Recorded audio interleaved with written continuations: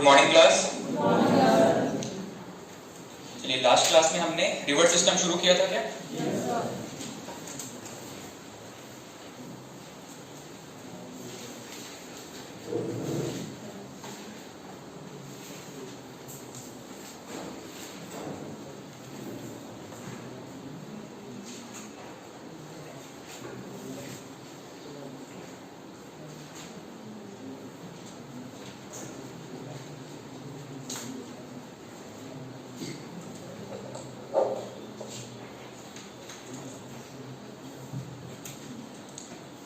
चलिए river system में कहां तक नोट किया था हमने? सिंधु नदी तंत्र शुरू किया था।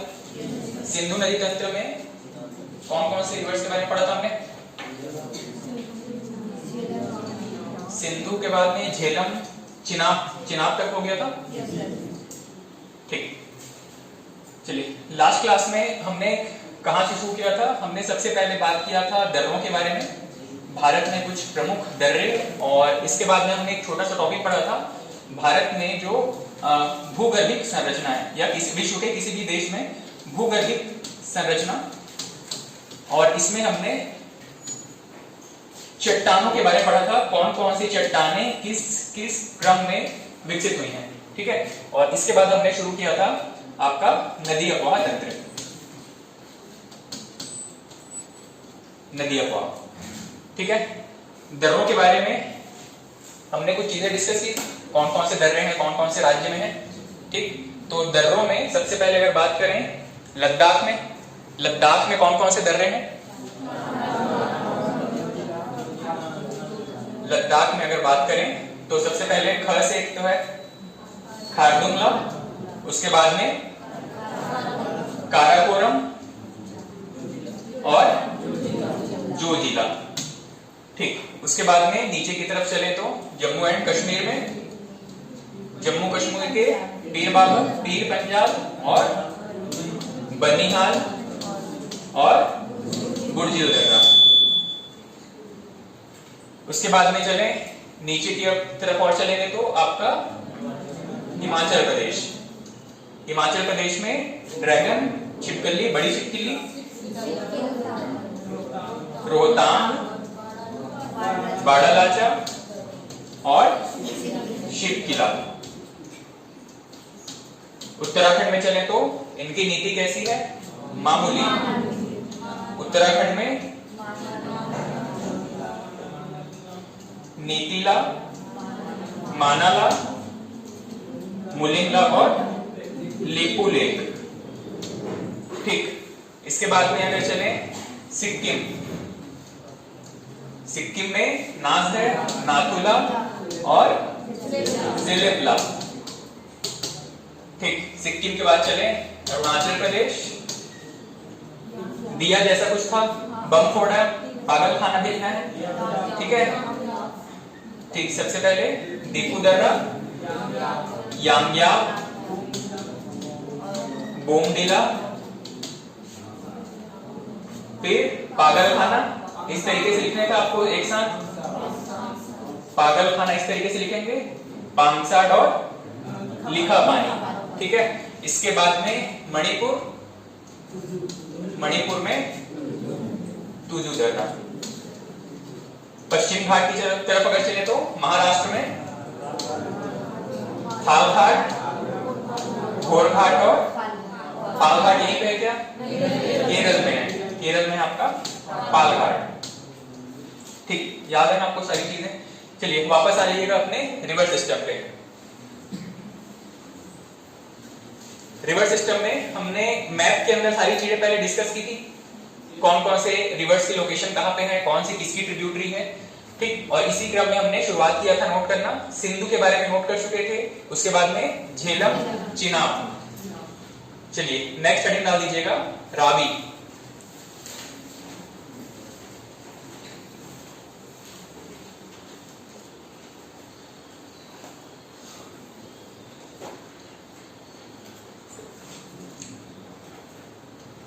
रावी नदी, रावी के बारे में सबसे पहले इसका पुराना नाम परुष्णी नदी या इरावती नदी।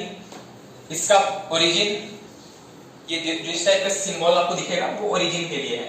ठीक है, कहां से इसका उद्गम होता है, रोहतांग दर्रे से इसका उद्गम है। और सहायक नदियां चाहे तो आप छोड़ेंगे, सहायकों की सहायक नदियां बहुत इंपॉर्टेंट नहीं है, कोई एक मेजर रिवर जिसकी सहायक नदियों के बारे में हम पढ़ रहे हैं, जैसे कि सिंधु एक इंपॉर्टेंट रिवर हो गई और उसकी सहायक नदियां झेलम, चिनाब, रावी, व्यास, सतलज, सरस्वती, इन सब के बारे में पढ़ना है। रावी के सहायक नदियां बहुत इंपॉर्टेंट नहीं है, या किसी भी सहायक नदियों के सहायक बहुत इंपॉर्टेंट नहीं है, ठीक। तो इसका नदी का पुराना नाम और इसका उद्गम स्थल।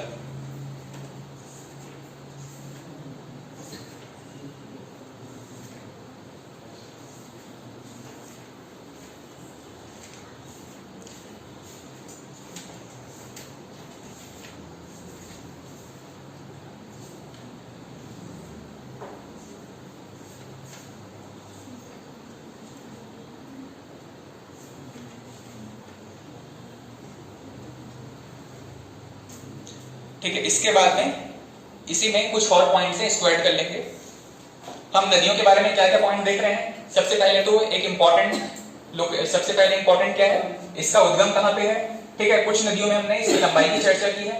उसके बाद में कुछ नदियां हैं जिनके आसपास कुछ इंपॉर्टेंट शहर बसे हुए हैं, उनको देखेंगे, ठीक है। और सबसे इंपॉर्टेंट चीज है, उस नदी के ऊपर कौन कौन से प्रोजेक्ट, हाइड्रो इलेक्ट्रिक प्रोजेक्ट चल रहे हैं, ठीक है। यहां पे नोट कर लेंगे, HEP हाइड्रो इलेक्ट्रिक प्रोजेक्ट, जल विद्युत परियोजना। रावी नदी पर एक जल विद्युत परियोजना है थिन डैम के नाम से, थिन डैम या थिन बांध या thin HEP hydro electric project.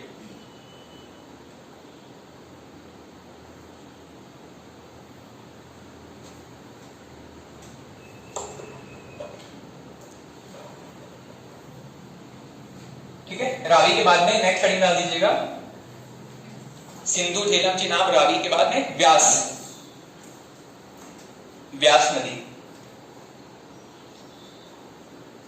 इसका पुराना नाम, प्राचीन नाम विपाशा या विपाशा दोनों मिलता है। वर्ग की जगह कहीं पे कुछ किताबों में आपको बी भी मिलेगा, विपाशा, विपाशा या विपाशा व्यास नदी का पुराना नाम है, ठीक। और इसका उद्गम व्यासकुंड, हिमाचल प्रदेश से। व्यास नदी का उद्गम व्यासकुंड से है। व्यासकुंड के आगे में छोटा सा और इसका डिटेल लिख लीजिएगा, रोहतांग दर्रे के पास में, रोहतांग दर्रे के पास।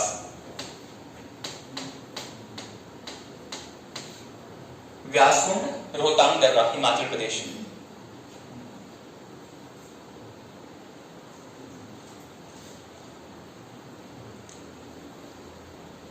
नेक्स्ट पॉइंट है, सतलज की सहायक नदी है। पंजाब के कपूरथला में सतलज से मिल जाती है, डायरेक्ट सिंधु की सहायक नदी नहीं है, सतलज के थ्रू होकर के मिलती है। पंजाब के कपूरथला में सतलज से मिल जाती है।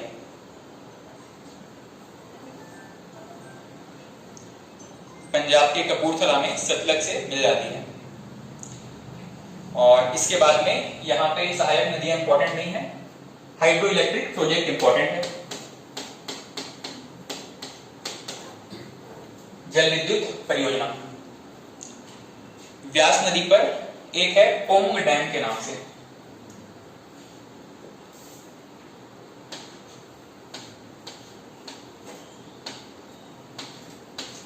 पोंग बांध या पोंग डैम व्यास नदी पर स्थित है, ठीक। व्यास का पुराना नाम विपाशा, उद्गम रोहतांग, व्यासकुंड, सतलज में मिल जाती है कपूरथला के पास। और हाइड्रो इलेक्ट्रिक प्रोजेक्ट कौन सा है, पोंग डैम के नाम से। उसके बाद में व्यास के बाद में सतलज,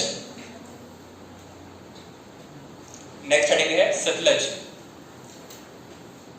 इसका प्राचीन नाम शतुद्री या सतुद्री, बुक्स में आपको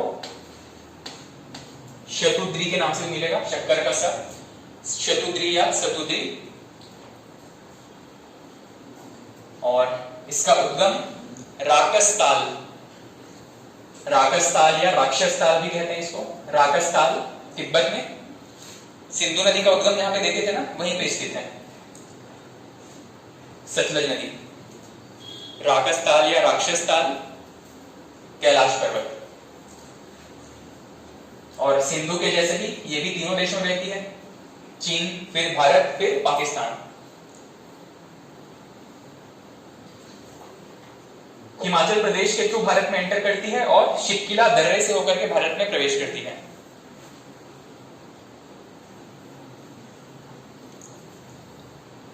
सतलुज नदी के बारे में 2-3 पॉइंट हमने बात किया। इसका पुराना नाम शतुद्री सतलज। इसका उद्गम कहां पे है? राकस ताल या राक्षस ताल से। और उसके बाद में कौन कौन से देशों से बहती है? भारत में किस जगह से प्रवेश करती है? शितकिला दर्रे से। शितकिला दर्रा। नेक्स्ट पॉइंट इसमें ऐड कर लेंगे हाइड्रो इलेक्ट्रिक प्रोजेक्ट, जल विद्युत परियोजनाएं। हाइड्रो इलेक्ट्रिक प्रोजेक्ट या जल विद्युत परियोजनाएं।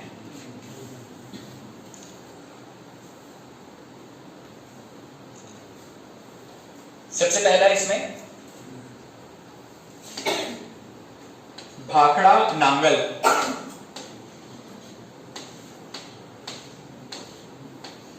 भाखड़ा नांगल,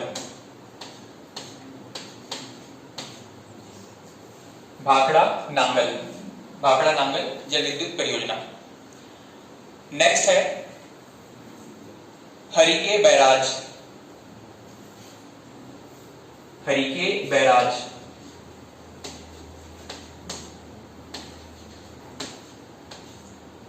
हरिके बैराज। और एक डैम का नाम है, इसको ध्यान से यहां से देख के नोट कर लीजिएगा, नाथपा झाकड़ी।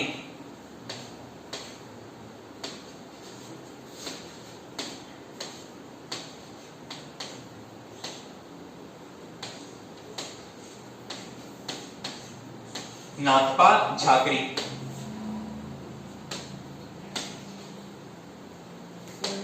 हाँ,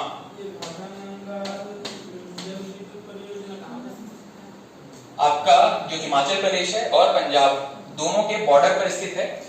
असल में भाखड़ा नांगल ये 2 डैम बने हुए हैं। एक है भाखड़ा जो कि पंजाब में है और नांगल जो कि आपके हिमाचल प्रदेश में है। ठीक है, दोनों को कंबाइंड तौर पे भाखड़ा नांगल डैम कहा जाता है। ठीक है, एक डैम वाला प्रॉपर मैं मैप आपको शेयर करूंगा जिसमें सारे इंपॉर्टेंट डैम की और कुछ इंपॉर्टेंट झील भी हैं, उन सभी के अलग अलग मैप आपको मैं शेयर करूंगा। ठीक, उसमें हर एक उस मैप में सिर्फ और सिर्फ आपको जल विद्युत परियोजनाएं मिलेंगी, नदी और जल विद्युत परियोजना। ठीक है, वो रिवाइज करने में आसानी होगी। यहाँ पे सिर्फ हम नदी के एक्स्ट्रा इंफॉर्मेशन के तौर पे इनको नोट कर रहे हैं। सतलज में ये 3 डैम फेमस हैं, भाखड़ा नांगल, हरिके बैराज और नाथपा झाकड़ी। हरिके बैराज क्यों बनाया गया था? हरिके बैराज जो है वो राजस्थान को सर्व करने के लिए बनाया गया था। असल में हरिके बैराज जहाँ पे आपका सतलज और ब्यास नदी मिलती है, दोनों जहाँ पे मिलती है वहीं पे एक छोटा सा डैम है हरिके बैराज नाम से। ठीक है, और यहाँ से एक नहर निकलती है जो कि आपके राजस्थान की तरफ जाती है। राजस्थान में जो इंपॉर्टेंट नहर है जो कि यहीं से निकलती है, इसका नाम है इंदिरा गांधी कैनाल, इंदिरा गांधी नहर। ठीक है, उस नहर को राजस्थान की जीवन रेखा कहते हैं। जैसे कि छत्तीसगढ़ की जीवन रेखा कौन सी है? महानदी। उसी तरीके से यहाँ पे राजस्थान क्योंकि एक ड्राई डेजर्ट एरिया है, वहां पे जो पानी की सप्लाई है वो बहुत ज्यादा हरिके बैराज से हो जाती है आपके इंदिरा गांधी नहर से। ठीक है, ये आपके इरिगेशन पर्पस से, सिंचाई के पर्पस से इसको विकसित किया गया था। ठीक, सतलज में ये कुछ इंपॉर्टेंट पॉइंट्स थे। सिंधु के जो प्रमुख नदियां थी उनको हमने चर्चा किया, सिंधु, झेलम, चिनाब, रावी, ब्यास, सतलज। नेक्स्ट इसकी जो सहायक नदी, जो पुराना एक प्राचीन नदी हमने डिस्कस किया था, कौन सी जो पहले बहती थी अब नहीं बहती है? सरस्वती। नोट कर लीजिएगा। नेक्स्ट सरस्वती, इसका प्राचीन नाम घग्गर, यहां पे नहीं लिखा गया है, इसको बस नोट कर लेंगे। 5 रिवर्स के बाद में 6वां रिवर है आपका घग्गर या सरस्वती। नोट कर लूं, ये था आपका 5वां नदी। सिंधु अपवाह तंत्र के अंदर ये 5वां रिवर था सतलज। 6वां रिवर है आपका सरस्वती और इसी का प्राचीन नाम है घग्गर या घग्गर।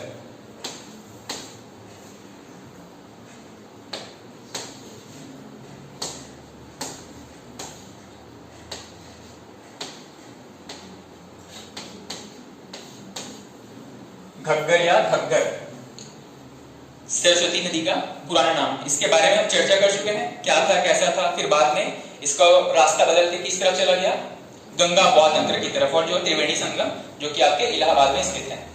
ठीक, इसमें नोट कर लीजिएगा, सिंधु की प्राचीन सहायक नदी, सिंधु की प्राचीन सहायक नदी वर्तमान में विलुप्त, वर्तमान में विलुप्त। सिंधु की प्राचीन सहायक नदी वर्तमान में विलुप्त। ठीक है, इसका अस्तित्व या इसका कुछ भी अब वहां पे दिखाई नहीं देता छठवें अपवाद, छठवें रिवर के तौर पे।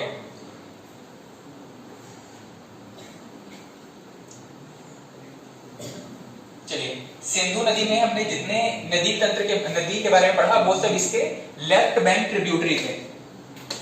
लेफ्ट बैंक ट्रिब्यूटरी, बाएं तट की सहायक नदियां। अब इसमें जो दाएं तट की सहायक नदियां हैं वो हमारे एग्जाम के लिए बहुत इंपॉर्टेंट नहीं है, सिर्फ इनका नाम नोट कर लीजिएगा। सिंधु नदी में कुछ ऐसी भी नदियां हैं जो कि अगर इस तरीके से अगर हम सिंधु नदी की बात करें तो काफी सारी नदियां हैं जो कि इसके बाएं तट से आकर के मिलती है। कुछ रिवर्स हैं जो कि दाएं तट से भी मिलती हैं, और इन्हीं दाएं तट में कुछ प्रमुख हैं, कुंजा, स्वात, नुब्रा, गिलगित, ये सभी इनके दाएं तट की नदियां हैं। सिर्फ इनका नाम नोट कर लीजिएगा ताकि आपको सहायक नदियां अगर पूछे कभी कि नुब्रा सपोज किसकी सहायक नदी है, पता रहे कि सिंधु नदी की सहायक नदी के बारे में बात हो रही है। कुंजा, स्वात, नुब्रा, गिलगित, गोमल, श्योक। श्योक नदी किन दो पर्वतों के बीच से बहती है? ट्रांस हिमालय में दो श्रेणियों के बीच से बहती है, काराकोरम और लद्दाख। सिंधु नदी लद्दाख और जास्कर के बीच से।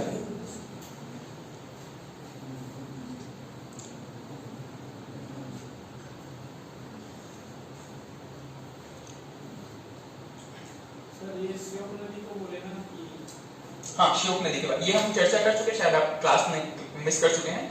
जब हम हिमालय की चर्चा कर रहे थे, ट्रांस हिमालय में चर्चा किया था हमने, श्योक नदी कहां से बहती है। ठीक, यहां तक अगर कंप्लीट हो जाएगा तो फिर नेक्स्ट मेन हेडिंग डालिएगा ब्रह्मपुत्र नदी अपवाह तंत्र या ब्रह्मपुत्र नदी तंत्र। अभी तक हम जो डिस्कस कर रहे थे वो सारा डिस्कशन था हमारा सिंधु नदी तंत्र के बारे में।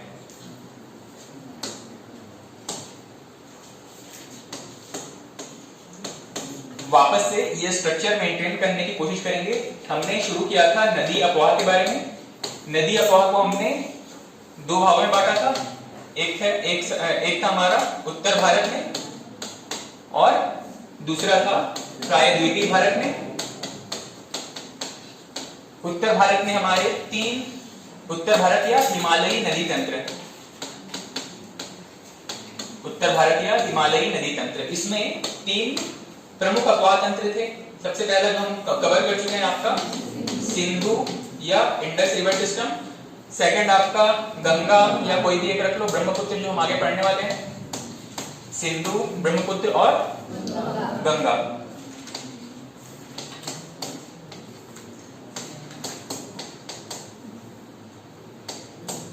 सिंधु नदी तंत्र में हमने कौन कौन से रिवर डिस्कस किए?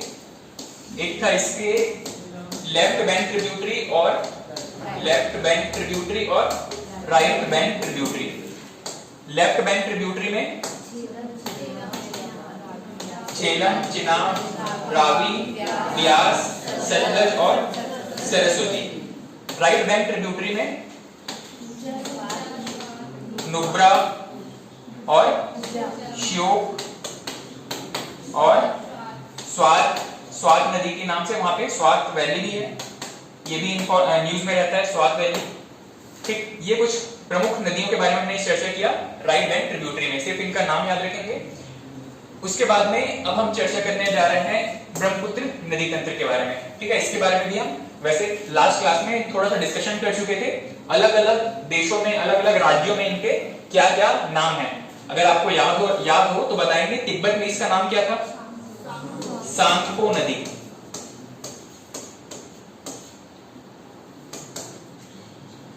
उसके बाद में जैसे ही ये भारत में एंटर करती है, कहां से? अरुणाचल प्रदेश में दिहांग दर्रे से। ठीक है, इसका नाम क्या पड़ जाता है? दिहांग। फिर इसकी एक सहायक नदी मिलती है इसमें दिबांग नाम से, तब इसका नाम क्या पड़ जाता है? दिबांग। नेक्स्ट ये एंटर करती है असम में, फिर ब्रह्मपुत्र नाम पड़ जाता है। ब्रह्मपुत्र जब एंटर करती है कहां पे? आपके बांग्लादेश में, तब इसका नाम क्या हो जाता है? यमुना या जमुना? यमुना।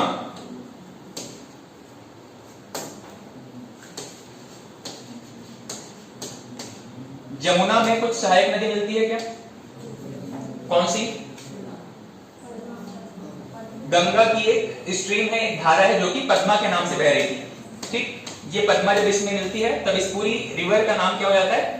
पद्मा। उसके बाद में ये पूरी रिवर जो है पद्मा के नाम से बह रही है। लास्ट में जब ये रिवर जो है वो बे ऑफ बंगाल की तरफ जाने वाली होती है, बंगाल की खाड़ी में गिरने वाली होती है, तब इसमें एक छोटी सी और रिवर है मेघना। मेघना जब इसमें मिलती है, इस पूरी रिवर चैनल का नाम क्या हो जाता है? मेघना। और मेघना के नाम से कहां चली जाती है? बंगाल की खाड़ी में। ठीक, तो हम शुरुआत करेंगे, नेक्स्ट हेडिंग डाल दीजिएगा ब्रह्मपुत्र नदी तंत्र। ब्रह्मपुत्र नदी तंत्र।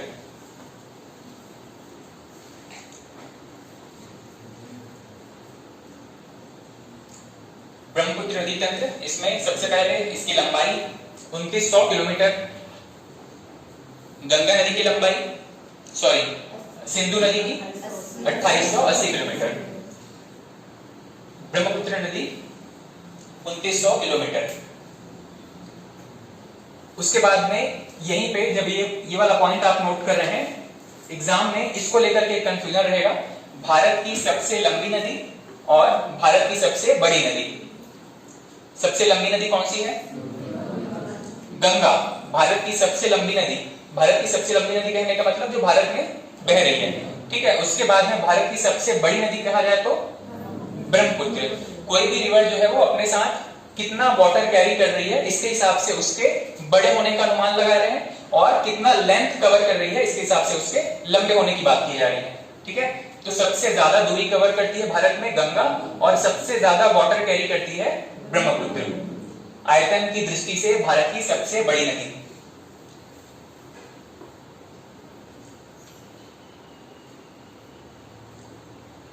नेक्स्ट पॉइंट आपको पता ही है, इसके डिस्कशन कर चुके हैं। चाइना, इंडिया, बांग्लादेश में बहते हुए बंगाल की खाड़ी में चली जाती है। मैप में हमने इसके ओरिजिन की भी चर्चा की थी। मानसरोवर ग्लेशियर के पास में ही चेमा युंगडोंग ग्लेशियर से इसका उद्गम है। ठीक है, जब मैप हमने डिस्कस किया था लास्ट क्लास में, तो मैंने बताया था ये आपका कैलाश रेंज में कई सारे ग्लेशियर्स हैं, और इन्हीं ग्लेशियर्स के पानी से, इन्हीं ग्लेशियर के पिघलने से यहाँ पे कई सारी छोटी छोटी झीलों का निर्माण हुआ है। इन्हीं झीलों से ही इन नदियों का उद्गम होता है। ठीक है, तो मानसरोवर झील या चेमा युंगडोंग, ये क्या है? ये ग्लेशियर है। चेमा युंगडोंग ग्लेशियर लिख लेंगे इसको, चेमा युंगडोंग ग्लेशियर, मानसरोवर झील, कैलाश पर्वत, तीनों ही लोकेशन है इन नदियों के उद्गम के लिए। चेमा युंगडोंग ग्लेशियर, मानसरोवर झील और कैलाश पर्वत। ठीक है, कैलाश पर्वत में ग्लेशियर्स हैं। ग्लेशियर, इन्हीं ग्लेशियर्स में से एक है चेमा युंगडोंग ग्लेशियर, और इन्हीं के बर्फ के पिघलने से कुछ यहाँ पे झीलों का निर्माण हुआ है। इन्हीं में से एक है मानसरोवर झील, और यहीं से उद्गम होता है आपका ब्रह्मपुत्र नदी।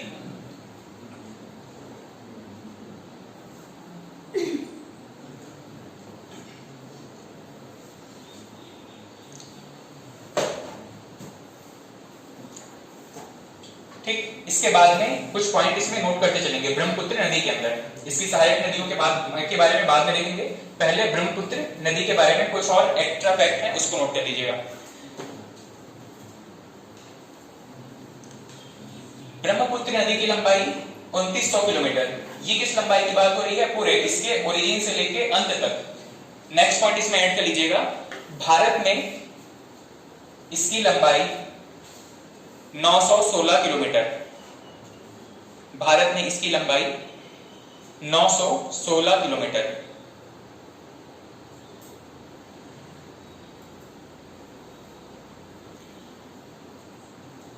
नेक्स्ट पॉइंट है,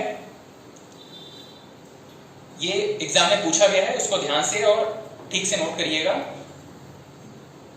ब्रह्मपुत्र नदी पर असम में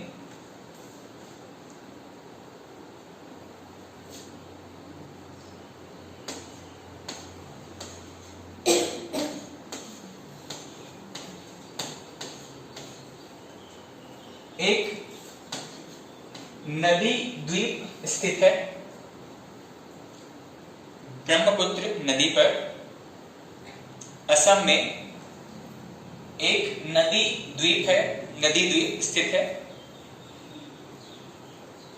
किस नाम से? माजुली।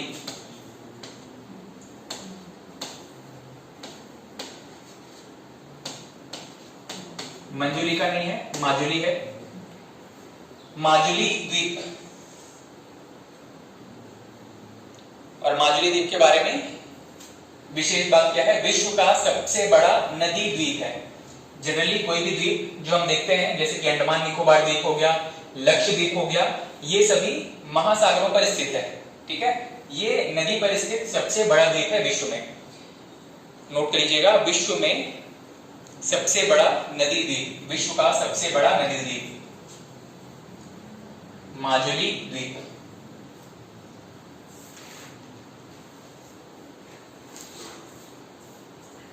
विश्व का सबसे बड़ा नदी द्वीप माजुली द्वीप।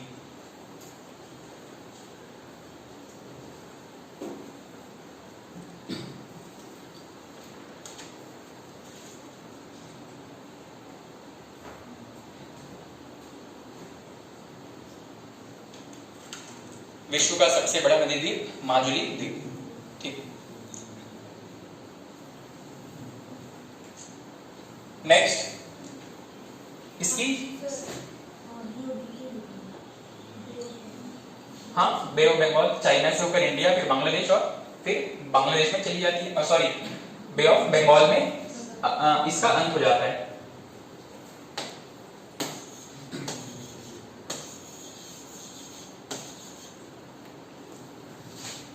नेक्स्ट इसकी प्रमुख सहायक नदियां, सिर्फ इनका नाम नोट कर लीजिए एक सीरीज में। ब्रह्मपुत्र की सहायक नदियां लोहित, दिबांग, धनसिरी, तीस्ता, मानस, रैगड़, जीमा। ये चार नाम नोट कर लेंगे, 4-5 नाम नोट कर लेंगे, पर्याप्त है। जो पूछे गए हैं या जिन किसी न किसी एग्जाम में पूछे गए हैं, जनरली पीएससी व्यापक में नहीं, एसएससी बैंक या एसएससी रेलवे वगैरह में पूछे गए हैं, सिर्फ उतने को ही नोट कर लेंगे। लोहित, दिबांग, धनसिरी, खास करके तीस्ता रिवर पूछ लेता है, मानस, ये 4-5 रिवर इंपॉर्टेंट है, सिर्फ इनका नाम नोट कर लेंगे। नेक्स्ट तीस्ता रिवर के बारे में है। तीस्ता रिवर जो है भारत और बांग्लादेश के बीच विवादित रहता है। सिक्किम से इसका उद्गम होता है और वेस्ट बंगाल की तरफ चली जाती है। ये सारा कुछ हम मैप में डिस्कस कर चुके हैं। भारत और बांग्लादेश के बीच विवाद तीस्ता नदी को लेकर के रहता है।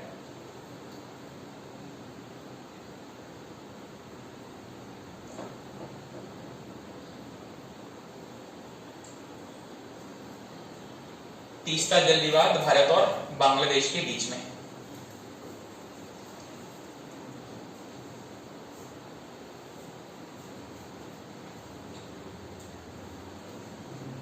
देखिए यहां पे हमने इसको नोट किया था, डिस्कस किया था इसके बारे में।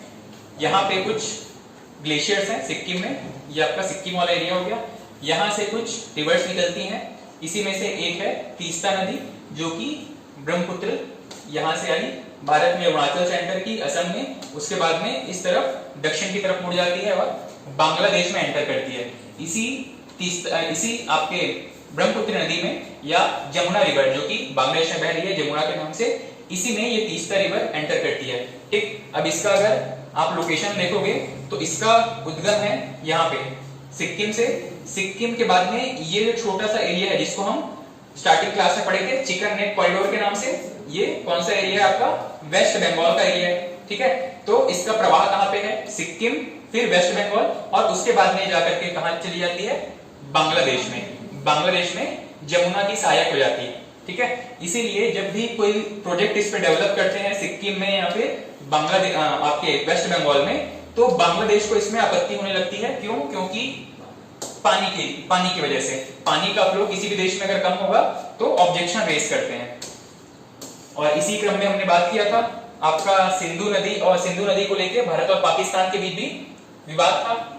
ठीक है, सिंधु नदी की सहायक नदियों में इन तीनों रिवर का कितना पानी पाकिस्तान को गया था? 80% पाकिस्तान को, 20% भारत को। ब्यास नदी को लेकर के तो कोई डिस्प्यूट नहीं है, भारत नहीं है। इन दोनों रिवर जो दक्षिण की तरफ है, रावी और सतलज, इसमें 80-20 किसको है? 80 भारत को, 20 पाकिस्तान को। ठीक है, इसमें हम डिस्कशन कर चुके थे।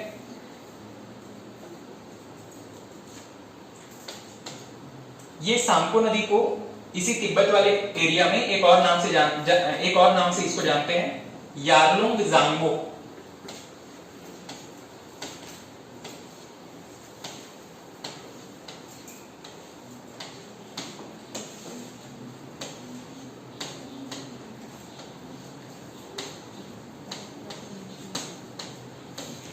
ज में नुक्ता लगा हुआ है, नुक्ता पता है? हिंदी पढ़ेंगे, इस नुक्ता की कीमत आपको समझ में आ जाएगी। ज नहीं है, ज है, जांगबो, यारलुंग जांगबो। यारलुंग जांगबो सांगो नदी का ही एक और नाम है, यारलुंग जांगबो। कभी एग्जाम में पूछ ले आपको कि यारलुंग जांगबो किस देश से बहती है, किस रिवर का पुराना नाम है या किस रिवर का अन्य नाम है, तो सांको नदी या ब्रह्मपुत्र नदी का ही एक और नाम है यारलुंग जांगबो, तिब्बत में।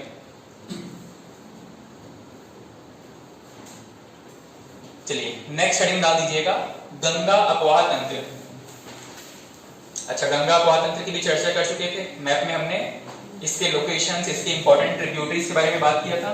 गंगा यहाँ पे गंगोत्री ग्लेशियर से, यमुना यमुनोत्री ग्लेशियर से, ये दोनों कहाँ पे मिलती हैं? प्रयाग में। प्रयाग में मानते हैं कि 3 नदियों का संगम है, और तीसरी नदी कौन सी है? एक तो गंगा हो गया, दूसरा यमुना हो गया, तीसरा यहाँ से जो सरस्वती नदी किसी समय पे बहती थी, वो अब वहां से अपना स्थान बदल करके एक समय पे मानते हैं कि यहाँ पे इनसे मिलती थी, और ये 3 नदियों का संगम यहाँ पे कौन सा है? प्रयागराज या इलाहाबाद। ठीक है, वर्तमान में ये नदी भी विलुप्त हो चुकी है। यहाँ से यह मानते हैं कि ये इसकी आंतरिक सहायक नदी है, भूमि में अंदर की तरफ से आकर के यहाँ से मिल जाती है। ठीक, और इसकी ट्रिब्यूटरीज में हमने चर्चा किया था। गंगा के लेफ्ट बैंक या राइट बैंक, ये जो ट्रिब्यूटरी है, गंगा का प्रवाह किस तरीके से है, और उसके हिसाब से बताएंगे कि ये ऊपर की सहायक नदियां इसकी लेफ्ट बैंक ट्रिब्यूटरी है या राइट बैंक ट्रिब्यूटरी है? Left bank tributary. इसमें प्रमुख है रामगंगा, गोमती, घग्गर, कोसी, और उसके बाद में यमुना की कुछ सहायक नदियां हैं, चंबल, सिंध, बेतवा, केन, सोन, टोंस। इसमें से टोंस और सोन ये सीधे गंगा में मिलती हैं, जबकि बाकी की ये 2-3 रिवर्स हैं जो कि यमुना के थ्रू होकर के गंगा में मिलती हैं। उसके बाद में हमने बात किया था, यहाँ पे एक लोकेशन का नाम बताया था मैंने आपको, कौन सा? फरक्का। कहां पर है ये फरक्का? किस राज्य में है? पश्चिम बंगाल में। वेस्ट बंगाल में एक लोकेशन है फरक्का, वहां पे एक डैम बना हुआ है फरक्का बैराज के नाम से। उसी जगह से ये 2 स्ट्रीम्स में डिवाइड हो जाती है। ठीक है, गंगा नदी 2 धाराओं में बढ़ जाती है, एक पद्मा के नाम से बांग्लादेश में एंटर करती है, और दूसरी हुगली के नाम से वेस्ट बंगाल में ही दक्षिण की तरफ बहने लगती है। ठीक, ये जो पूरी रिवर है फिर हुगली के नाम से ही बे ऑफ बंगाल में चली जाती है। ठीक, नेक्स्ट हेडिंग डाल दीजिएगा, गंगा अपवाह तंत्र।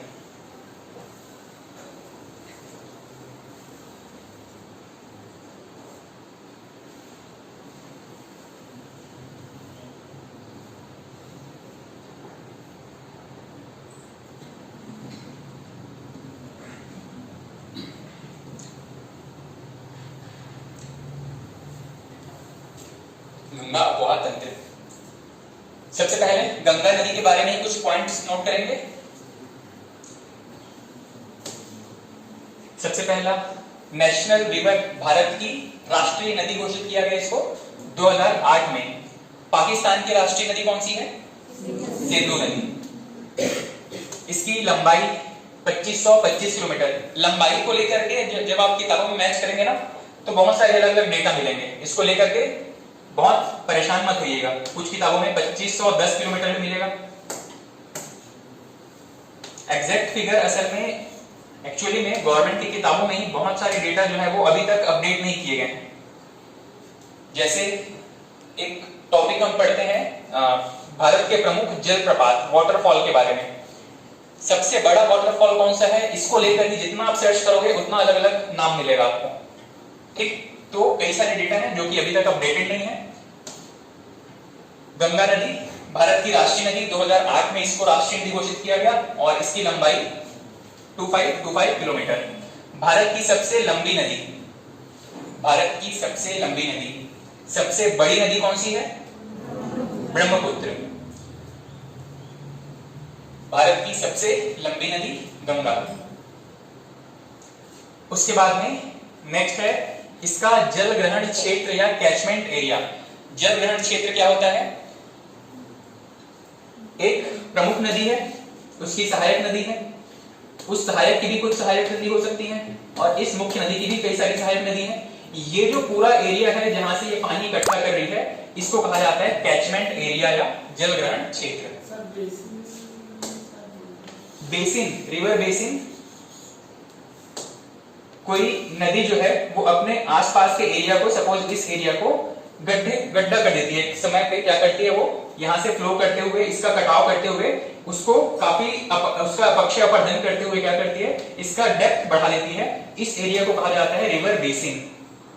ठीक है, दोनों अलग अलग। कैचमेंट एरिया प्लेन भी हो सकता है और आपका इस तरीके से थोड़ा सा गहराई युक्त भी हो सकता है।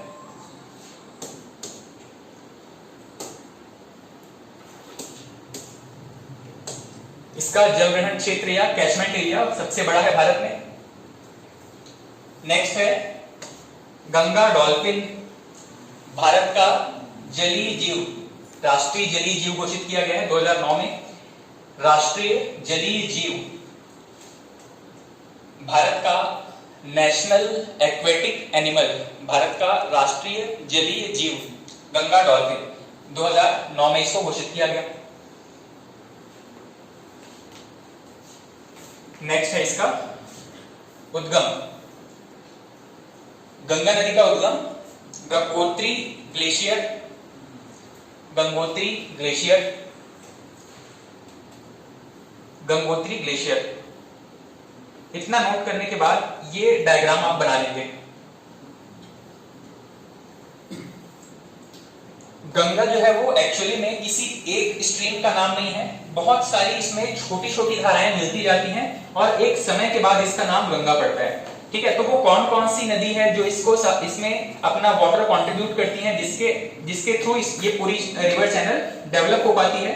तो इसी सीरीज में, इसी श्रेणी में यहाँ पे बहुत सारी ऐसी छोटी छोटी नदियां हैं जो कि इसमें अपना कंट्रीब्यूशन करती है।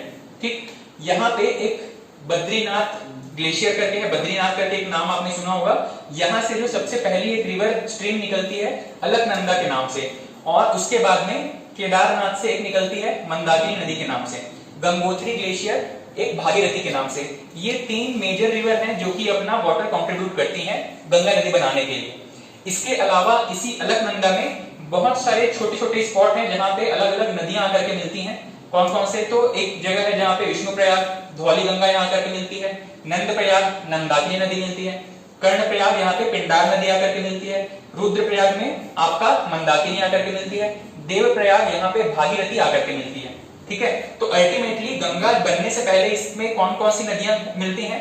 तो एक है भागीरथी और दूसरा है अलकनंदा। मतलब आप ये कह सकते हैं कि गंगा जो है वो मुख्य रूप से दो नदियों का संगम है।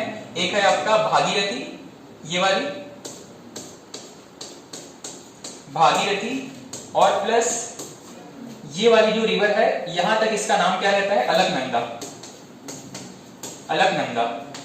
इन दोनों नदियों के मिलने के बाद में यहाँ पे देवप्रयाग में जब ये दोनों नदियां मिलती हैं तब जाकर के इसका नाम गंगा पड़ता है। ठीक है, तो इस मैप को, इस स्ट्रक्चर को ध्यान से ड्रॉ कर लेंगे।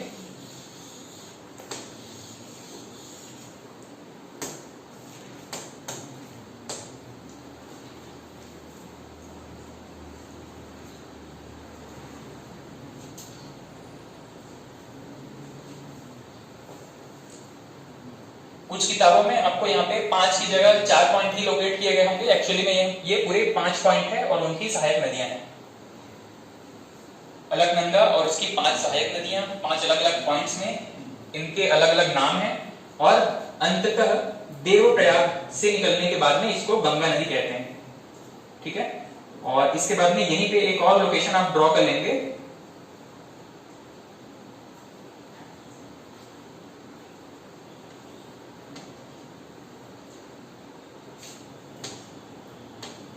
हरिद्वार।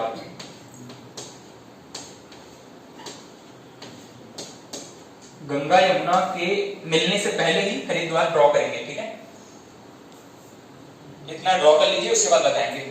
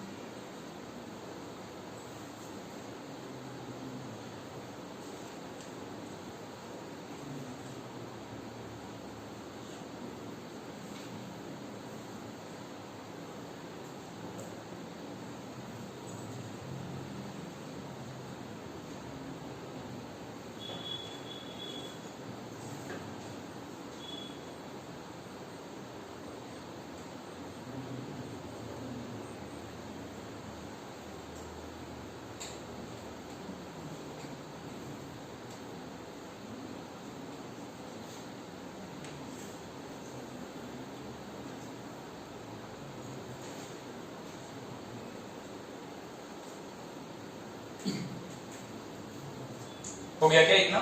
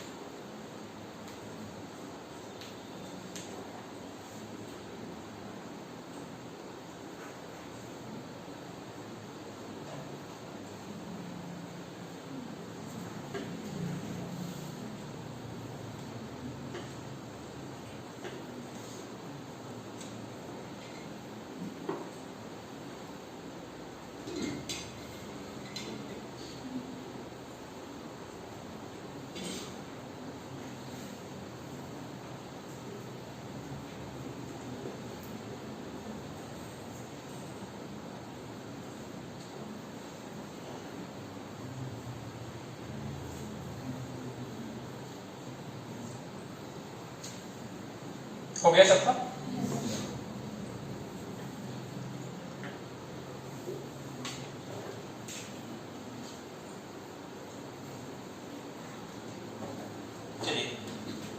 ठीक, तो जैसा हमने बात किया कि गंगा नदी का उद्गम मुख्य रूप से गंगोत्री ग्लेशियर से मानते हैं, और उसके बाद में जो गंगा की जो रिवर स्ट्रीम है, जो धारा है, वो कितने राज्यों से बहती है? तो अगर बात करें तो उत्तराखंड से स्टार्ट होगी और उसके बाद में यूपी, बिहार, झारखंड और वेस्ट बंगाल, इन देशों से, इन राज्यों से होते हुए कहां चली जाएगी?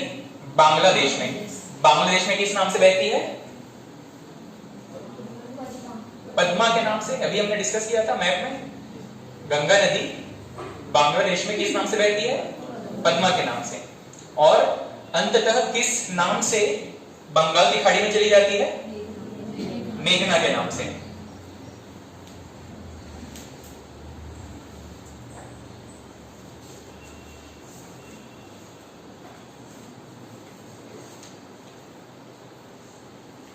चलिए, गंगा नदी के बाद में बाकी यहां पे नोट करना शुरू नहीं करेंगे। यहां तक कंप्लीट हो गया? ये स्ट्रक्चर ड्रॉ कर लिया आप लोग? गंगा नदी में ही कुछ और बिंदु है, इसको नोट करिएगा आप।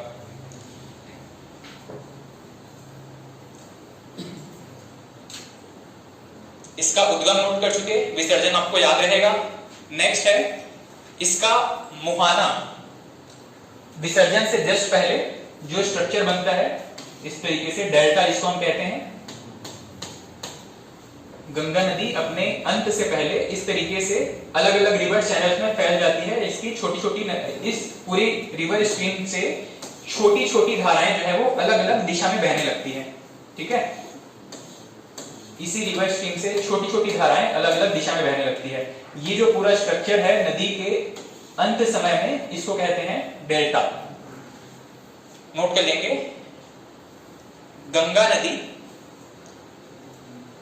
बे ऑफ बंगाल में जाने से पहले डेल्टा का निर्माण करती है।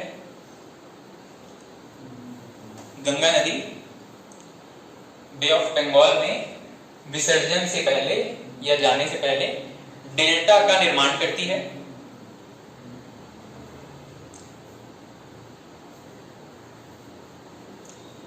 इसी स्थान पर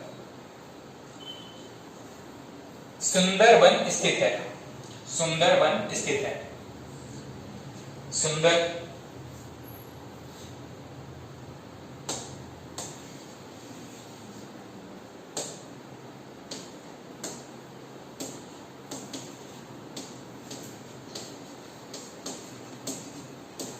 सुंदरबन या सुंदरवन, सुंदर फॉरेस्ट, सुंदरी नाम के वृक्ष हैं, इसके इसी के नाम पे इसको सुंदरवन कहा जाता है। नेक्स्ट पॉइंट है हरिद्वार के पास यह मैदानी क्षेत्र में प्रवेश करती है। हरिद्वार के पास यह मैदानी क्षेत्र में प्रवेश करती है।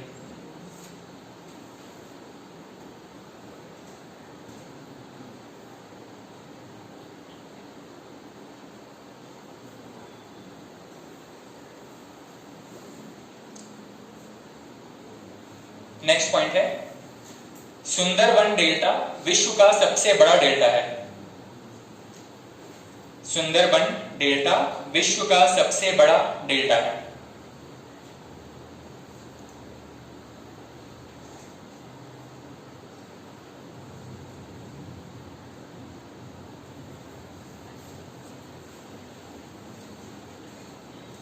नेक्स्ट पॉइंट है पश्चिम बंगाल में फरक्का बैराज के समीप, पश्चिम बंगाल में फरक्का बैराज के समीप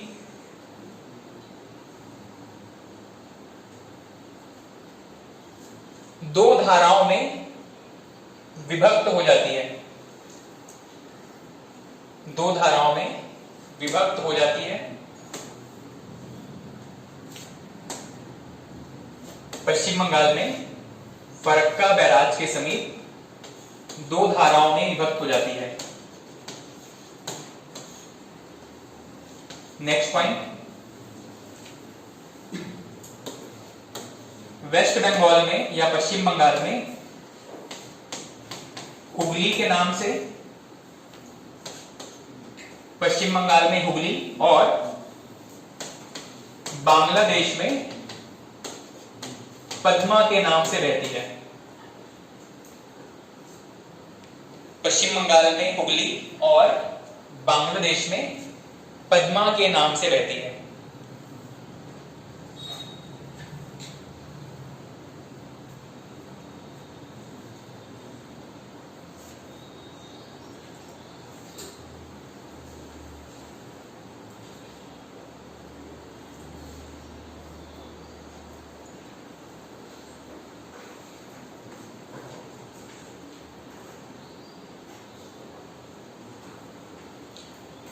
ठीक, बाकी की चीजें आप नोट कर चुके हो पीडीएफ से, जैसे कि इसको नेशनल रिवर का दर्जा कब दिया गया, नेशनल एक्वेटिक एनिमल कौन सा है, कब इसको घोषित किया गया। बस ये सारे पॉइंट्स आपके गंगा नदी के बारे में हैं।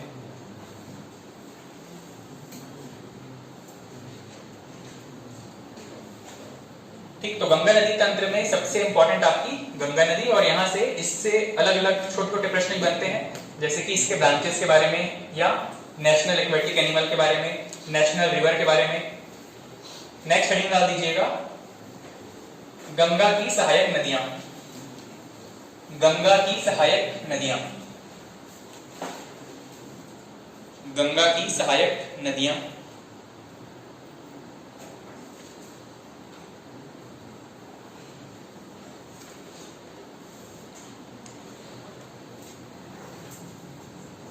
और उसके बाद में सहायक नदियों में एक तो है लेफ्ट बैंक ट्रिब्यूटरी होंगी इसमें भी, और कुछ है राइट बैंक ट्रिब्यूटरी। सबसे पहले राइट बैंक ट्रिब्यूटरी, यमुना नदी किस तरफ से बह रही है इसमें? अगर ये गंगा नदी का फ्लो है तो यमुना इसके लेफ्ट में है या राइट में है? राइट में है। हेडिंग डाल दीजिएगा राइट बैंक ट्रिब्यूटरी, या दाहिने तट की सहायक नदियां। दाहिने तट की सहायक नदियां, दाहिने तट की सहायक नदियां। और सबसे पहले इसमें है यमुना नदी। दाहिने तट की सहायक नदियां, सबसे पहला है यमुना नदी। कुछ ऐसे फैक्ट्स हैं जो कि आपको सीधे नोट करने हैं। इसकी लंबाई 1376 किलोमीटर। उद्गम यमुनोत्री ग्लेशियर, यहां से इसको मिल जाएगा आपका यमुनोत्री ग्लेशियर। यमुनोत्री ग्लेशियर कौन कौन से राज्यों से बहती है? तो जनरली आपको मैप के थ्रू ज्यादा याद रहेगा, इसको रटने की कोशिश करेंगे तो भूल जाएंगे। मैप के थ्रू जब आप मैप देखोगे तो आपको पता चलेगा कौन कौन से राज्य या यूनियन टेरिटरी के पास में इसका प्रवाह है। ठीक है, चाहे तो बस इसको नोट कर लेंगे। उत्तराखंड, हिमाचल प्रदेश, हरियाणा, दिल्ली, यूपी, इन सभी राज्यों में इसका प्रवाह है। और यूपी के बाद, क्योंकि गंगा में मिल जाती है, इसीलिए यूपी के बाद इसको हम कहेंगे कि गंगा की सहायक नदी है ये। इसके अलावा इसका अन्य नाम कालिंदी या खुला नाला, इसके अन्य नाम या उपनाम, लोकल नाम है कालिंदी या खुला नाला। गंगा की सबसे बड़ी सहायक नदी है। और नेक्स्ट पॉइंट है, इसके आसपास बसे इंपॉर्टेंट लोकेशंस या इंपॉर्टेंट शहर कि जितने नाम अंडरलाइन है ये खास तौर पे याद रखेंगे। दिल्ली यमुना के नाम से फेमस रहती है। यमुना में जब भी गंदगी फैलती है दिल्ली में न्यूज बन जाता है। ठीक है, यमुना में झाग जैसी पूरी गंदगी फैली हुई है, या फिर अब जब बाढ़ आया है तो भी यमुना को ही दोष देंगे, यमुना का पानी ओवरफ्लो कर गया करके। उसके आसपास का एरिया पूरा डेवलपमेंट एक्टिविटीज के नाम से उसको क्या किया गया है, अधिग्रहित हो गया है, धीरे धीरे उसको इंक्रोच कर लिया है। चाहे माफिया ने, चाहे सरकार ने, अलग अलग तरीके से उसके आसपास का जितना एरिया था वो डेवलपमेंट एक्टिविटीज में इन्वॉल्व हो चुका है। इसीलिए आपका दिल्ली में यमुना का प्रवाह बहुत कम एरिया में है, और अक्सर ये गंदगी गंदे पानी के नाम से और बाढ़ के नाम से फेमस रहती है दिल्ली में। ठीक है, उसके बाद में मथुरा, आगरा, ये सब आपके उत्तर प्रदेश में। प्रयागराज या इलाहाबाद संगम के नाम से फेमस है।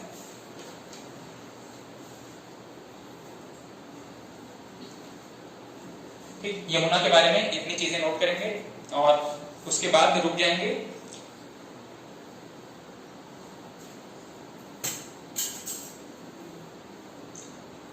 यमुना की सहायक नदी, बस यहाँ पे सिर्फ इसका नाम नोट करिएगा, इनके बारे में भी डिटेल है, पर गंगा की सहायक नदियां खत्म होने के बाद हम यमुना की सहायक नदियों की चर्चा करेंगे। ठीक है, यहां से इसको नोट मत करिएगा, सिर्फ इसकी सहायक नदियां और कौन कौन से हैं इसका नाम नोट कर लेंगे। चंबल, सिंध, बेतवा, केन, चंबल, सिंध, बेतवा, केन,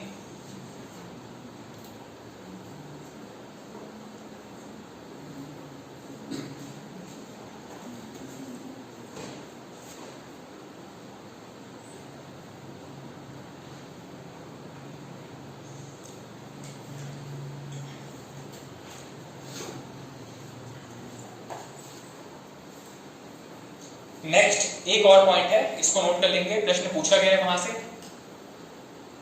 एक्चुअली में ये करंट अफेयर का टॉपिक था, इसीलिए वहां से प्रश्न पूछा गया था, इसमें नोट कर लेंगे। यमुना पर प्रस्तावित बांध,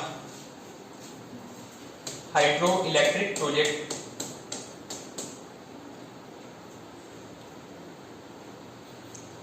लखवार बांध,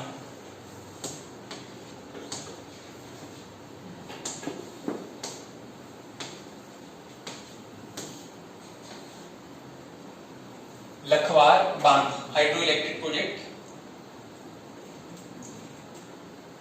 ये है यमुना नदी पर।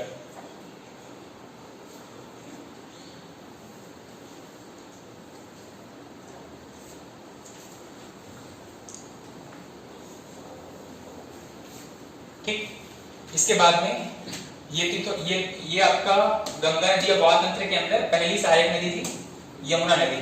नेक्स्ट नोट कर लेंगे सोन नदी, नेक्स्ट सहायक नदी है सोन नदी। गंगा की सहायक नदियों को हम पहले एक सीरीज में खत्म करेंगे, उसके बाद बाकी सहायक के बारे में चर्चा करेंगे। गंगा के बाद है सोन नदी, गंगा में यमुना, उसके बाद में सोन नदी।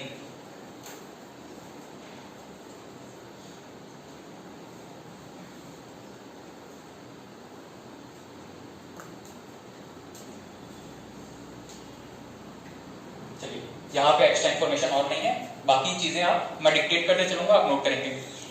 सोन नदी सेकंड है, सोन नदी, इसका उद्गम, हाँ ये जितने आप नोट करे अभी, ये कौन से लेफ्ट है या राइट है? यमुना कौन सी है? राइट है, ये सभी राइट बैंक ट्रिब्यूटरी में है। सोन नदी उद्गम अमरकंटक, सोन नदी का उद्गम अमरकंटक,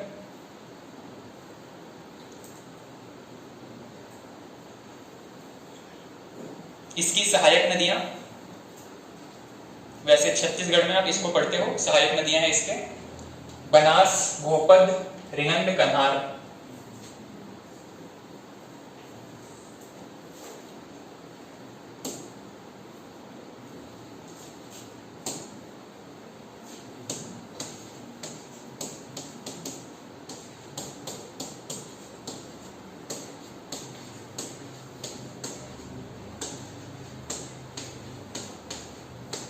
बनास, गोपद, रिहंद, कन्हार, ये सभी सोन नदी के ट्रिब्यूटरी हैं, सोन नदी के सहायक नदियां हैं। बनास, गोपद, रिहंद, कन्हार, इसका उद्गम है अमरकंटक, सहायक नदियां हैं बनास, गोपद, रिहंद, कन्हार। इसमें एक प्रमुख हाइड्रो इलेक्ट्रिक प्रोजेक्ट है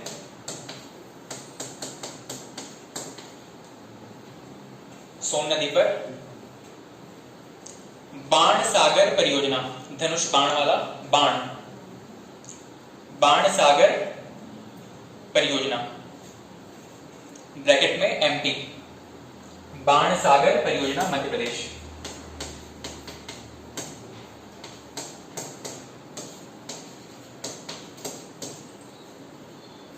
बाण सागर परियोजना मध्य प्रदेश। गंगा की सहायक नदियों में पहला हमने बात किया यमुना के बारे में, दूसरा है सोन, तीसरा है दामोदर।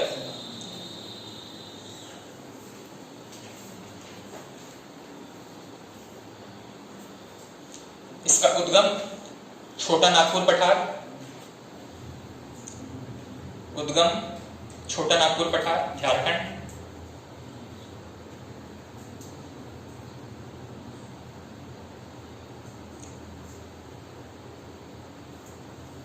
नेक्स्ट पॉइंट है विसर्जन, विसर्जन हुगली नदी में।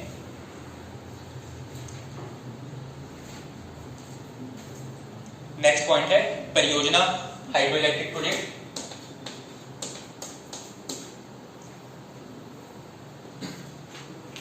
दामोदर घाटी परियोजना, दामोदर नदी पर दामोदर घाटी परियोजना।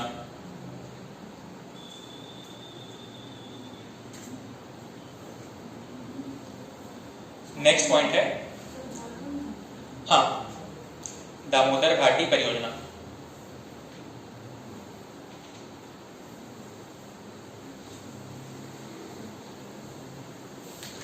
नेक्स्ट पॉइंट है दामोदर घाटी परियोजना के बारे में इंपॉर्टेंट है, इसको नोट कर लेंगे। यह भारत की प्रथम बहुउद्देशीय परियोजना है। बहुउद्देशीय, बहुउद्देशीय।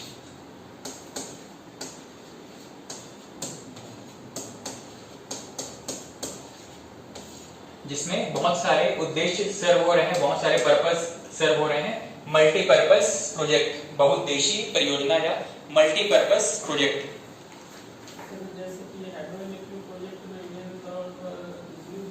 हाँ, इसके अलावा वहां पे आप कह सकते हो फिशिंग, इरिगेशन, सिंचाई, इसके अलावा टूरिज्म, ठीक है। और बाढ़ नियंत्रण, फ्लड कंट्रोल, ये तो एक पहला किसी भी प्रोजेक्ट के लिए उद्देश्य होता ही है। बाढ़ नियंत्रण, फिशिंग, इरिगेशन, टूरिज्म, ये बहुत सारे उद्देश्य, बहुत सारे पर्पस सर्व होते हैं। इसको कहा जाता है बहुउद्देशीय परियोजना, ठीक है। तो भारत की प्रथम बहुउद्देशीय परियोजना है। वहीं पे चाहे तो ब्रैकेट में उसका ईयर भी नोट कर लेंगे, बहुत इंपॉर्टेंट नहीं है, पर 1948 से आजादी के तुरंत बाद इसको शुरू कर दिया गया था।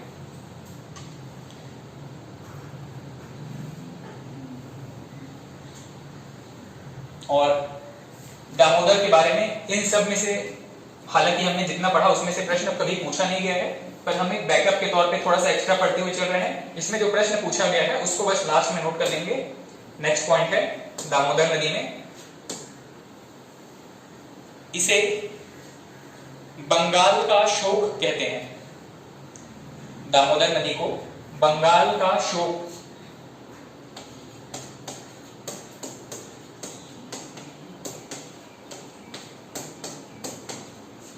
बंगाल का शोक, सोरो ऑफ बंगाल। ऐसा ही एक और शोक फेमस है क्या बिहार में? कौन सा? कोसी। बंगाल का तो पश्चिम बंगाल के लिए, ये सिर्फ हमारे पश्चिम बंगाल के लिए है क्योंकि हुगली में जाकर के मिलती है, ठीक है। हुगली का पानी और दामोदर का पानी मिलकर के वहां पे फ्लड जैसे सिचुएशन को जन्म देता है बार बार। बंगाल का शोक।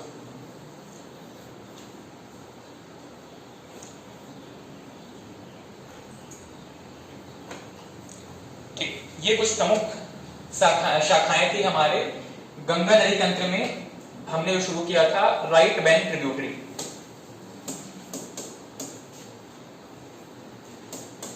गंगा, यहां पे हमने बात किया राइट बैंक ट्रिब्यूटरी के बारे में, दाहिने तट की सहायक नदियां। अब नेक्स्ट हेडिंग है लेफ्ट बैंक ट्रिब्यूटरी, बाएं तट की सहायक नदियां, गंगा के बाएं तट की सहायक नदियां।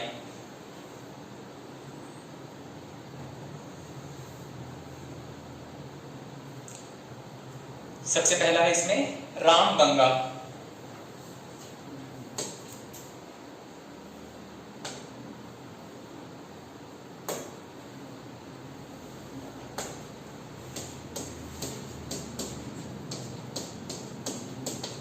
रामगंगा।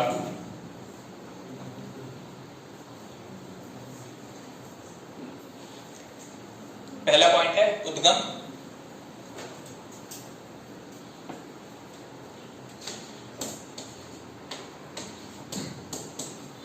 इसका उद्गम है गढ़वाल पहाड़ी। गढ़वाल पहाड़ी कहां पर है? नेपाल में। गढ़वाल पहाड़ी। इसका विसर्जन गंगा नदी में।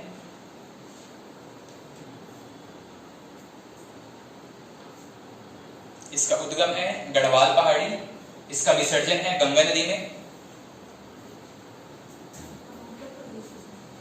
हाँ, ये जितनी भी सहायक नदियां हैं वो ज्यादा करके आपका उत्तराखंड या आपके यूपी बिहार वाले एरिया में गंगा नदी से मिल जाती हैं। गढ़वाल पहाड़ी। इसके बाद में नेक्स्ट पॉइंट है एक प्रमुख एक इंपॉर्टेंट फैक्ट है जो कि यहां से पूछा जाता है।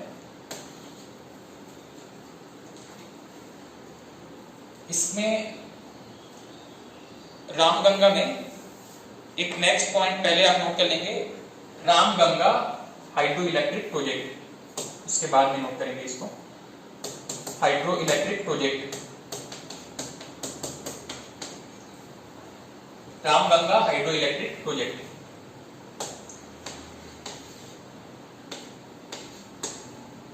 और तीसरा है यहाँ पे, तीसरा इंपॉर्टेंट पॉइंट है नेशनल पार्क, राष्ट्रीय पार्क, जिम कॉर्बेट। रामगंगा नदी के ही किनारे में जिम कॉर्बेट नेशनल पार्क फैला हुआ है। ठीक है, इसको जो नोट नहीं कर पा रहे हैं नोट कर लेंगे। यह जिम कॉर्बेट राष्ट्रीय उद्यान से होकर बहती है। किसकी बात हो रही है? रामगंगा की बात हो रही है। जिम कॉर्बेट राष्ट्रीय उद्यान से होकर बहती है।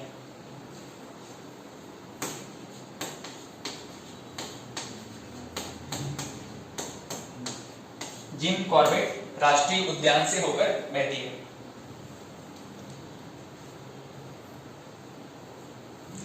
ठीक, लेफ्ट बैंक ट्रिब्यूटरी में पहला था रामगंगा। रामगंगा के बारे में ये 2-3 पॉइंट इंपॉर्टेंट है। इसमें जिम कॉर्बेट के बारे में पूछा गया है, वो भी ये पूछा गया है कि जिम कॉर्बेट किस नदी के किनारे बसा हुआ है, तो रामगंगा के किनारे। सेकंड इंपॉर्टेंट नदी है यहाँ पे गोमती नदी। रामगंगा के बाद में नेक्स्ट सहायक है गोमती।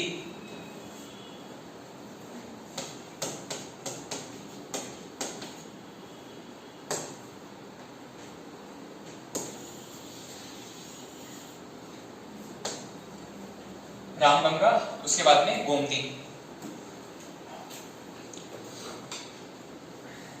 गोमती में सिर्फ एक पॉइंट जो पूछा जाता है, इसके किनारे लखनऊ शहर बसा हुआ है।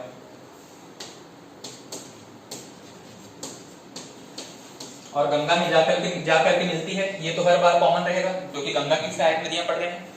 ठीक है, गोमती, इसके किनारे लखनऊ शहर बसा हुआ है।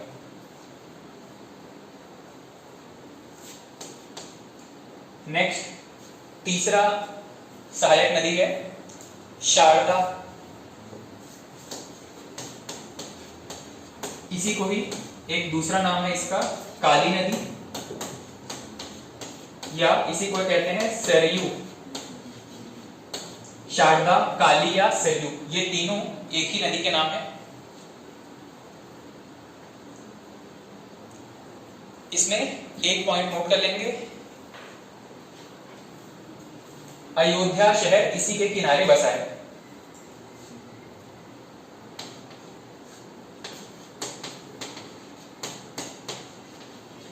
अयोध्या शहर।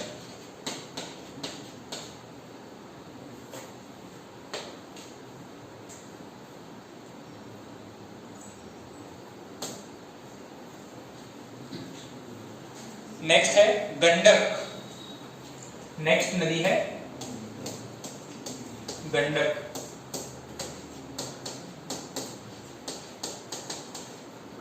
गंडक या नारायणी।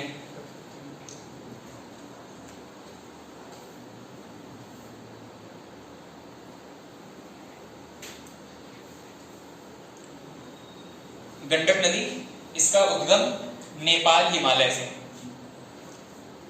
गंडक नदी का उद्गम नेपाल हिमालय।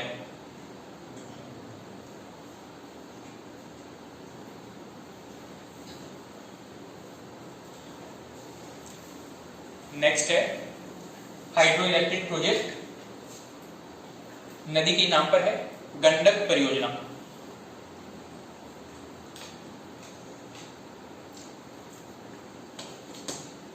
नेक्स्ट नदी है कोसी, नेक्स्ट सहायक नदी है कोसी। और इसके बारे में एक फैक्ट जो हमेशा पूछा जाता है, जो कि आपने बता ही दिया पहले, बिहार का शोक, ठीक है, लेकिन इसको स्ट्रक्चर्ड वे में एक एक करके नोट करेंगे। इसका उद्गम वृहद हिमालय से, कोसी नदी में पहला पॉइंट है उद्गम वृहद हिमालय।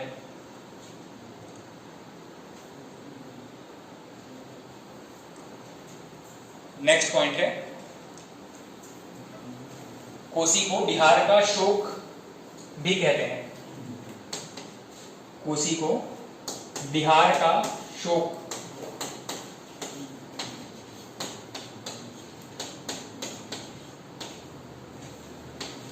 सोरो ऑफ बिहार, बिहार का शोक भी कहते हैं।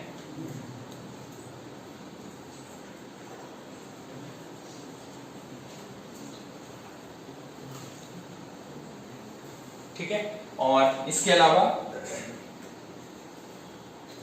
जो परियोजनाएं हैं नदियों के नाम पर है तो उसको छोड़ते चलते हैं। कोसी परियोजना वैसे पूछे कभी नहीं आपको, क्योंकि नदी के ही नाम पर है जो परियोजना, तो सिर्फ ये कुछ ऐसी परियोजनाएं जो बिल्कुल अलग हैं, जिनको आप पहचान नहीं पाओगे, वैसी परियोजनाओं के नाम पूछे जाते हैं। जनरली नदी के नाम से संबंधित परियोजनाएं नहीं पूछे जाते।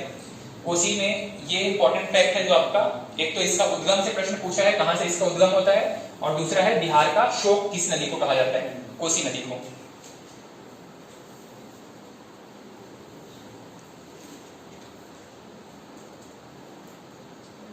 ठीक है, ये प्रमुख सहायक नदियां थी गंगा की। अब हम शुरू किए थे, हमने अपना टॉपिक स्टार्ट किया था गंगा की सहायक नदियां या गंगा अपवाह के बारे में, गंगा अपवाह तंत्र। इसमें सबसे पहले हमने देखा राइट बैंक ट्रिब्यूटरी, उसके बाद में left bank tributary. Right bank tributary में हमने एक नदी की चर्चा की थी, यमुना। अब नेक्स्ट है हमारा यमुना की सहायक नदियां। नेक्स्ट हेडिंग डाल दीजिएगा यमुना की सहायक नदियां।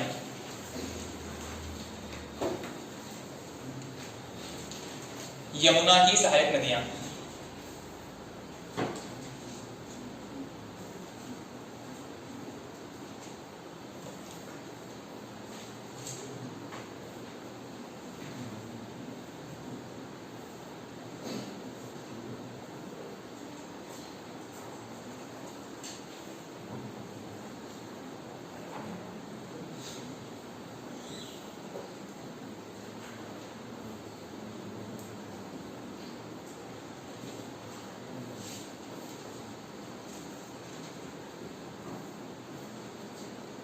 इसमें से ज्यादातर चीजें हम नोट कर चुके हैं।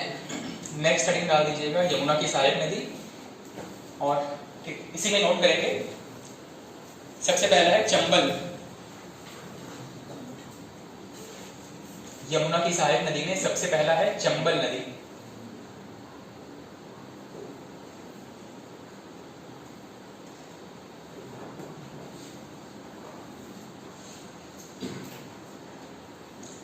सबसे पहला चंबल नदी, इसमें नोट कर लीजिएगा उद्गम,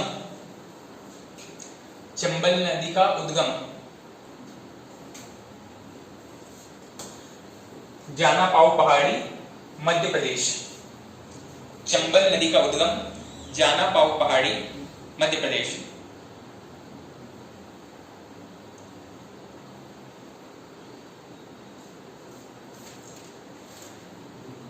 नेक्स्ट पॉइंट है यमुना की सबसे लंबी सहायक नदी। यमुना की सबसे लंबी सहायक नदी, चंबल जो है वो यमुना की सबसे लंबी सहायक नदी है।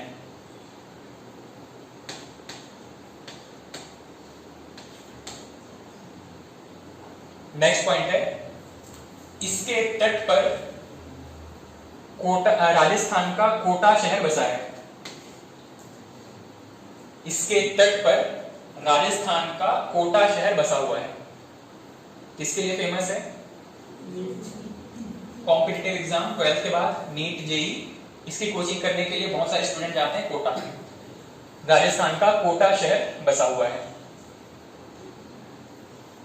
नेक्स्ट पॉइंट है इसकी प्रमुख सहायक नदियां।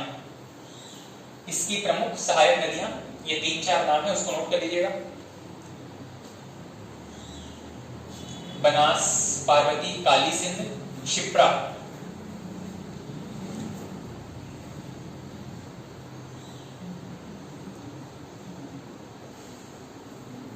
बनास, पार्वती, काली सिंध, शिप्रा। शिप्रा नदी अलग से हम तो पढ़ेंगे नहीं वैसे, पर यहीं पे जब आप शिप्रा नोट करेंगे तो इसी में ही एक पॉइंट वहीं पे ऐड कर लीजिएगा ब्रैकेट में। क्या प्रश्न पूछा जाता है? शहरों से संबंधित प्रश्न पूछा जाता है कि कौन सी नदी पर कौन सा शहर बसा हुआ है। शिप्रा नदी के किनारे कौन सा शहर है?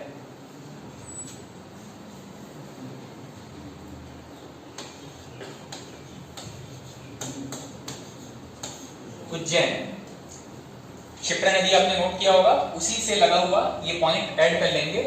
उज्जैन शिप्रा नदी के तट पर बसा हुआ है, या सिंबॉलिकली रिप्रेजेंट कर दीजिएगा वहां पे शिप्रा ब्रैकेट में उज्जैन। उज्जैन शहर, उज्जैन शिप्रा नदी के तट पर बसा हुआ है।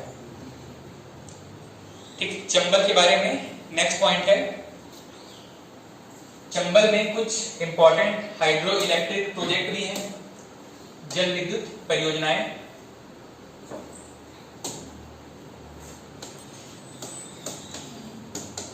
चंबल और इसके प्रमुख हाइड्रो इलेक्ट्रिक प्रोजेक्ट, प्रमुख जल विद्युत परियोजनाएं। सबसे पहला है गांधी सागर परियोजना। गांधी सागर परियोजना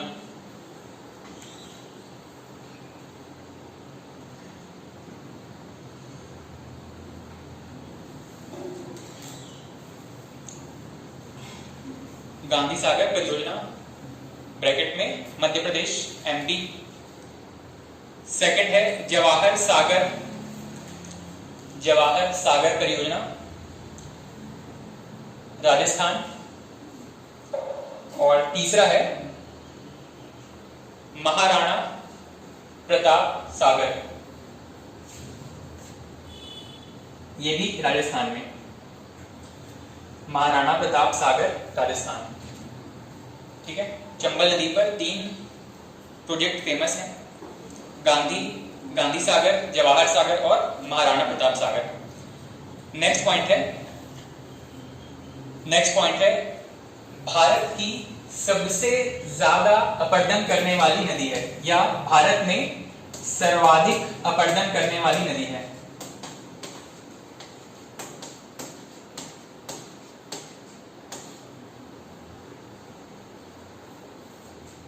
सर्वाधिक अपर्दन करने वाली नदी है। ठीक है, अपर्दन का मतलब कोई भी नदी जब एक स्पीड से फ्लो में बहती है तो ये अपने नीचे जितने मटेरियल है इसको जितना ज्यादा काटती है, इसको हम कहेंगे कि वो उतना ज्यादा अपर्दन कर रही है। कोई भी रिवर नॉर्मली कुछ सेडिमेंट लेकर के चलती है, जब आप ग्लास में या किसी भी पॉट में पानी अलग से रख दोगे तो वहां पे भी नीचे कुछ सेडिमेंट बैठ जाता है, अलग अलग धूल के कण या कुछ भी चीजें बैठ जाती है। वैसे ही कोई भी रिवर अपने साथ में अपने आसपास के एरिया से कुछ सॉलिड पार्टिकल्स लेकर के चलती है, इन्हीं को हम कहते हैं कि ये उसका उन पार्टिकल्स का अपर्दन कर रही है। और किसी जगह पर जहां पे उस नदी का स्ट्रीम या फ्लो जो है वो एकदम स्लो हो जाएगा, बस वो नदी वहां पे फैल गई है, तब वो क्या करेगी, उन पार्टिकल्स को वहां पर डिपॉजिट कर देगी, छोड़ देगी। ठीक है, इसको कहेंगे इसका निक्षेपण। ठीक, भारत में सर्वाधिक अपर्दन करने वाली नदी है चंबल नदी। इसी में ही नोट कर लेंगे, यह बीहड़ का निर्माण करती है। चंबल के डाकू का नाम सुना है आपने? ये कहां रहते थे? इसी चंबल के आसपास बीहड़ में। बीहड़ किसको कहा जाता है? कोई भी ऐसा प्लेन एरिया या फिर प्लेटू एरिया जहां से कोई रिवर बह रही है और वो रिवर क्या कर रही है, उस पूरे प्लेटू को, उस पूरे एरिया को इस तरीके से काट रही है जिससे कि वहां पे बहुत गहरे गहरे खड्ड बन गए हैं, गड्ढे बन गए हैं, और वो पूरे गड्ढे जो है वो एक कह सकते हो कि चैनल के तौर पे उस पूरे एरिया में फैले हुए हैं। मतलब वो डाकू किस रास्ते से, किस एरिया से भाग करके किसी दूसरे एरिया में चले जाएंगे पता नहीं चलता है। इस एरिया को कहा जाता है बीहड़। यह बीहड़ का निर्माण करती है। ठीक, चंबल नदी के बारे में ये 2-3 चीजें इंपॉर्टेंट है। एक तो सर्वाधिक अपरदन करने वाली, भारत में बीहड़ का निर्माण कौन सी नदी करती है? चंबल नदी। चंबल के डाकू से याद रखेंगे इसको। ठीक, उसके बाद में नेक्स्ट हेडिंग डाल देंगे, नेक्स्ट इंपॉर्टेंट सहायक नदी है यमुना की सहायक नदी पढ़ रहे हैं, स्ट्रक्चर मेंटेन करेंगे, नंबरिंग गलत नहीं करेंगे। चंबल की पहली सहायक नदी पढ़ लिया हमने, कौन सी? सॉरी, यमुना की पहली सहायक नदी चंबल, सेकंड है बेतवा।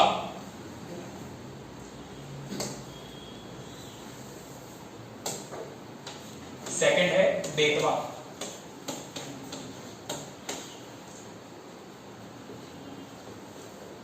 इसका उद्गम विंध्याचल पर्वत से,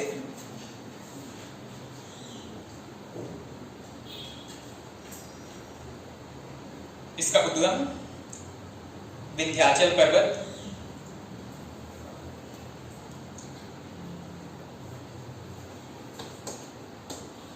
इसके किनारे बसा प्रमुख शहर या प्रमुख क्षेत्र सांची। सांची के स्तूप फेमस हैं। तटीय शहर या किनारे, इसके किनारे बसा प्रमुख शहर सांची। नेक्स्ट है hydro electric project. Hydro electric project,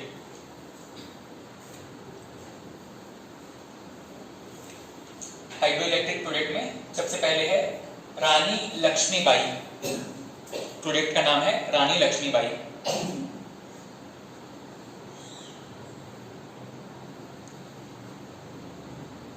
इसी के ही अन्य नाम है राजघाट परियोजना या माता टीला परियोजना। रानी लक्ष्मीबाई या राजघाट परियोजना या माता टीला परियोजना।